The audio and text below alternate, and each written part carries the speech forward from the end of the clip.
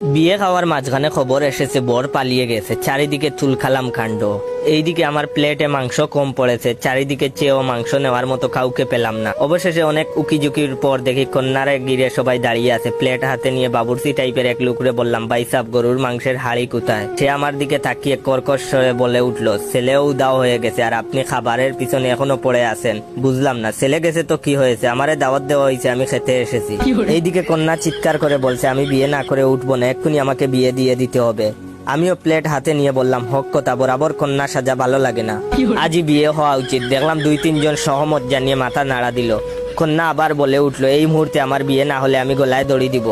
আমি মুরগির রানে কামড় দিয়ে বললাম, দেয়াই উচিত, এভাবে অপমান মেনে নেওয়া যায় না। এবারও কয়েকজন পাবলিক মাথা নেড়ে বলল, ঠিক ঠিক।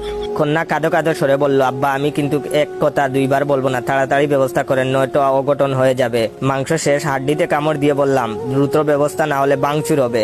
এবার সবাই মিলে আমার দিকে ঘুরে তাকালো। কন্যার বাপ আমার হাত ধরে বলল, করো কি? আমি বললাম, কিছু করি না। মাংসের হাড়িটা কোথায় বলতে পারবেন? সে টাইট করে হাত চেপে বলল, টাকা 2 লাখ দিব, ব্যবসা করবা আর এক্ষুনি আমার মেয়েকে বিয়ে করবা। আশেপাশের সবাই বলল, ঠিক ঠিক, বিয়ে করা উচিত, সহমত। আমি 2 লাখ কেন 10 লাখ দিলেও বিয়ে করবো না বলতে গেছিলাম, কিন্তু সবার চোখের দিকে তাকিয়ে ভিতরের কথা ভিতরে রয়ে গেছে। হবু শ্বশুর আব্বা আমাকে টেনে চেয়ারে বসিয়ে বললেন, এই জামাইরে মাংস দিয়া যাও। মাংস দূরে থাক, পানিও এখন গলা দিয়ে নামছে না। এ কি মুসিবতে পড়লাম।